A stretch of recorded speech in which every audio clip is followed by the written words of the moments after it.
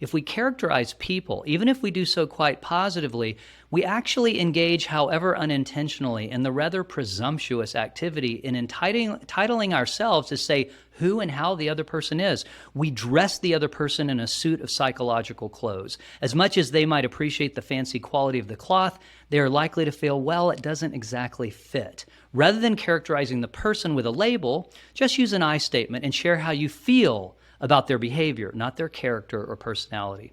Following are some examples of positive feedback minus the labels. Steve, I really appreciate how you use stories to illustrate your points. I find it very compelling and helps drive the point home.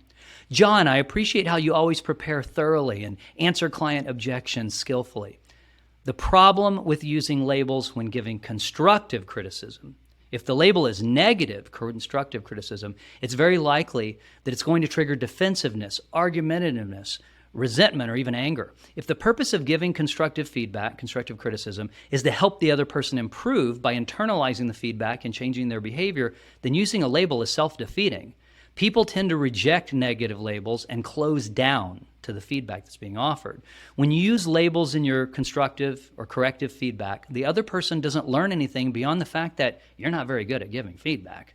Instead of, Karen, you are showing up as unprofessional, you are sloppy, don't do that. Say, Karen, I've noticed that you often have stacks of miscellaneous things on your desk and under your desk. I'm concerned that your workplace could reflect negatively on our department when a customer visits.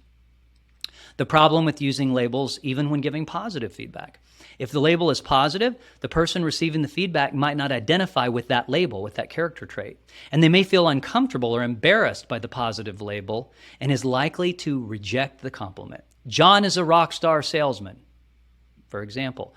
John, you're a world-class public speaker. John may not feel comfortable being labeled a rock star or a world-class public speaker. That may not fit his self-concept, or he may feel uncomfortable and want to reject the feedback. Ah, shucks, I just got lucky. Here's how it would sound minus the label. John, I was so proud of the way you overcame the client's objection using compelling case study data. John, when I know you're on the presentation team, I feel relaxed and confident because you're always prepared to answer client objections so skillfully.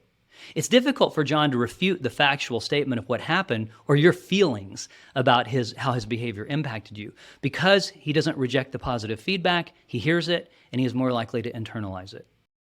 Registration is now open for our next Integral Leadership Academy Integral Leadership Program. We now offer self-paced online courses, live instructor-led online trainings, group and one-on-one leadership coaching. We offer a wide range of programs to fit most scheduling needs, learning preferences, and budgets. Visit us at Integral Leadership Academy for more information.